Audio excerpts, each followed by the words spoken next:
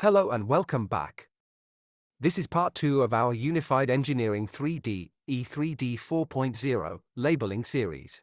In part 1, we introduced the fundamentals of labeling, what labels are, how to create them, and how to keep them tidy with intelligent positioning. Today, we're moving forward with two powerful tools that make labeling even more efficient: pipe end labels and auto tagging. Let's begin by opening the sheet we created earlier.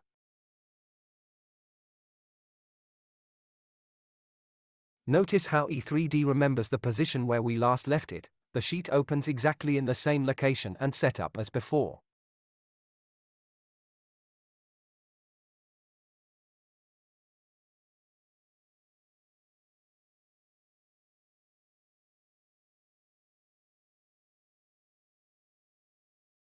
Next, let's call up the pipe end label feature.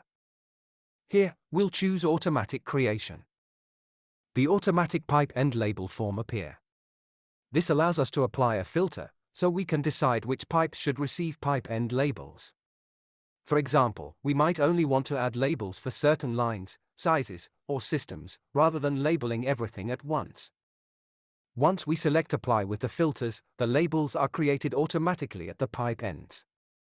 You'll notice that this works because the pipes are intersected by the sectioning plane.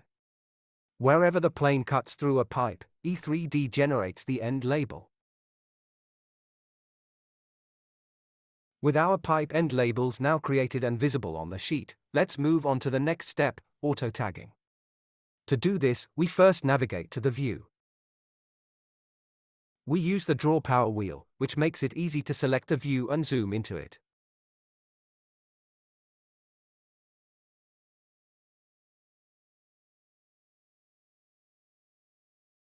Now that we're in the view, let's begin with auto tagging.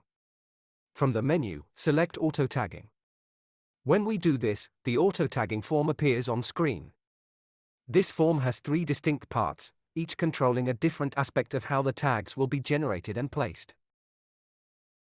The top 2 areas of the auto tagging form give us 2 different methods for defining what will be tagged and how the tags will look. The first method is by using the tagging library. Here, we simply select the tagging style to use. The tagging library takes care of 2 things automatically. It defines the elements to be tagged using built-in filters. It applies the correct template for those elements. This means that only the right elements are tagged, and each one is tagged with the correct template, no guesswork, no mismatches. In this video, we'll demonstrate the local tagging method. Unlike the tagging library, which applies predefined rules and templates, the local tagging method gives the user full control. Here, you decide exactly which elements to tag and which template to apply. This flexibility is useful for learning, because once you understand how to work with local tagging, you'll also understand how the tagging library operates, since the library is essentially a simplified version of the same process. With the local tagging method, the first step is to select the elements you want to tag. Once that's done, we create a tag rule element. This element holds the tagging element definition, and from here we can add more detail, filters to refine which items are tagged, and the visual tag elements that control how the tags appear. To control the visual appearance of the tags, we use a predefined template from the project. Since we are tagging equipment, let's select the equipment label in the project library. Once we've defined the rule element with the element to tag and the template to use, the next step is to apply our settings. With everything in place, we're now ready to generate the tags. To actually create the tags, we move to the third part of the auto tagging form and select Update. Now that the tags have been generated, you can see that the tags are applied consistently according to the rule and template we defined. But what if we want to include additional information, such as the position, inside the tag? Instead of relying on the predefined project template, we can create and use our own tagging definition. To create our own definition, we first change the template type from template to local.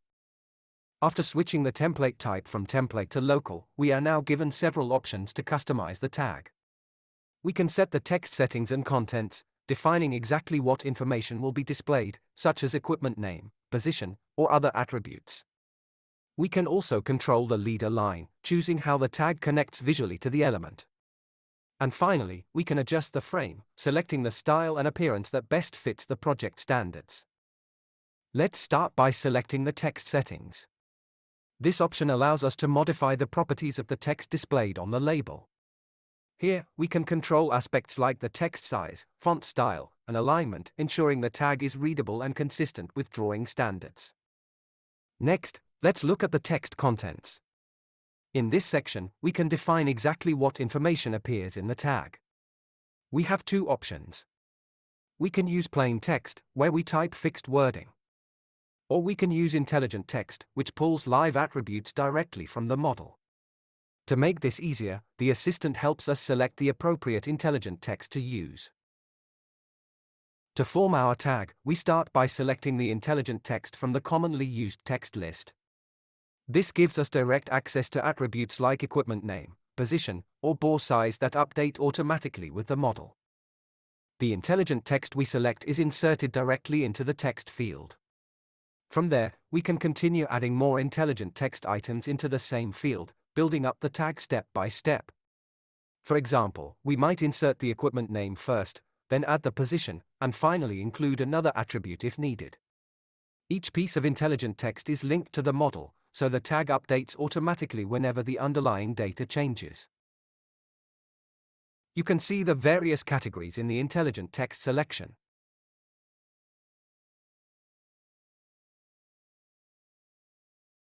Let's add the positions in X, Y, and Z.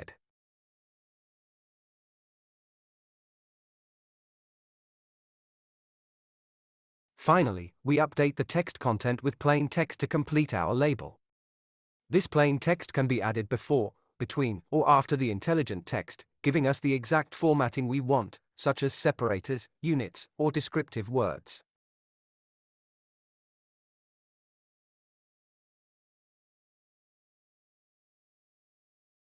To finalize the text content we've just created, we select the Apply button. Next, let's look at the visuals we can adjust for our tag. Here, we can change the frame that surrounds the tag, choosing from different styles or even removing it entirely, depending on project standards. We can also control the leader line, including its color and style, to make sure it stands out clearly against the drawing background. Once we've finished adjusting the visuals, including the frame and the leader line, the next step is to save this local tagging rule. We do this by selecting the Apply button. As the rule is updated, if tags were previously created, they will be deleted when the rule is updated. That's why the system shows us a warning. It's a safeguard to make sure we're aware that regenerating with the new settings will replace any existing tags. Now, let's update our tag using the new rule. We've just updated the tag, and now we can see that the new settings are in effect. The tag reflects the changes we made to the text contents and visuals, showing exactly the information we want in the format we defined. In this case, since the position attribute already provides the east, west, and north information, we don't need to add extra text before it. Instead, let's modify the text content directly to refine the format.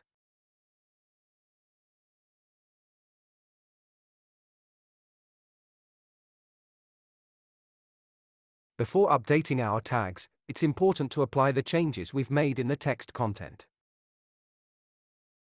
After applying the text content changes, you need to select Regenerate All Tags. Every tag in the drawing is updated with the new definition. I'd like to point out one more issue here. You can see that the tags are overlapping. This happens because the equipment is placed on top of one another. In this case, we don't want to tag the equipment that is hidden underneath the top equipment. To resolve this, I separate the text so that I can clearly see the names of the equipment. Then, I check which equipment is positioned above all the others. This helps me confirm which equipment should be tagged, and which ones underneath can be left out to avoid duplicate or unnecessary labels.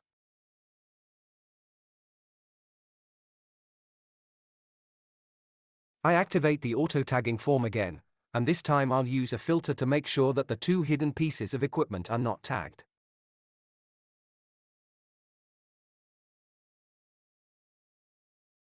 I use a filter condition where the name is not equal to the two pieces of equipment underneath. I do this by setting the name not equal to E1302A and D1201.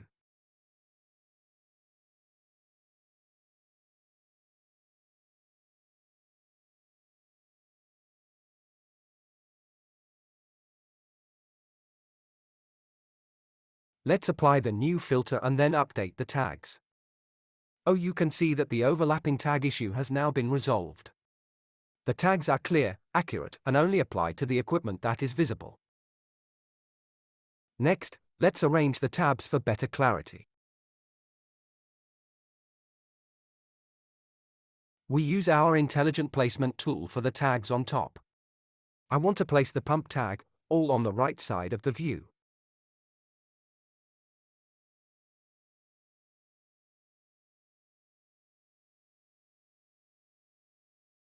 You've seen me do this before, so let's just let the mouse do its thing.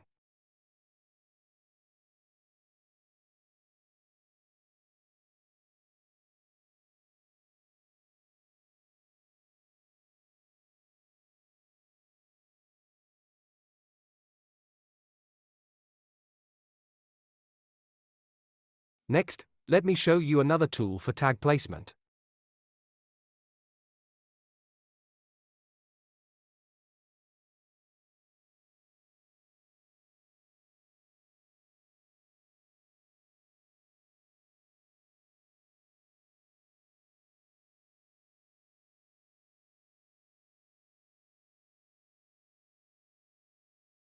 I'll adjust the position of the tag below so that no tags overlap each other in the horizontal direction.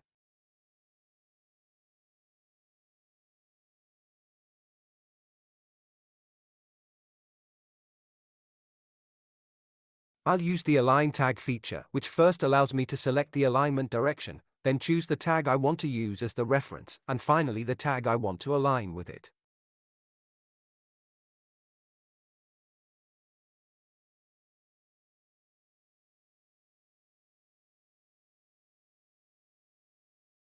And that's all we wanted to cover in this session. In this video, we looked at how to create pipe end labels, explored auto-tagging using both templates and local definitions, and learned how to adjust text contents, visuals, and placement to keep our drawings clean and readable. We also resolved overlapping tags and aligned them neatly using placement tools. By mastering these steps, you can create professional, consistent, and intelligent drawings much more efficiently. If you found this useful, don't forget to like the video and subscribe to our channel so you won't miss part 3 of this labeling series. And if you have any questions or tips of your own, please share them in the comments. We'd love to hear from you. Thanks for watching, and see you in the next session.